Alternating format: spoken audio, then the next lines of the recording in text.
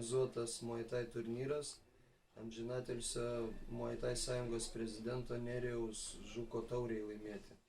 Šiuose varžybose dalyvavo sportininkai iš skirtingų Lietuvos miestų ir skirtingų Muay Thai klubų.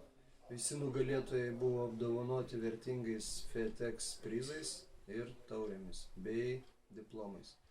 Sekančios Muay Thai lygos varžybos vyks kovo 5 dieną Fight Academy klube Vilniuje. Lietuvos Muay Thai sąjungos globojama vaikų Muay Thai lyga tai yra naujas darinys, kuriame kovoja sportininkai, kurių amžius yra nuo 10 iki 15 metų.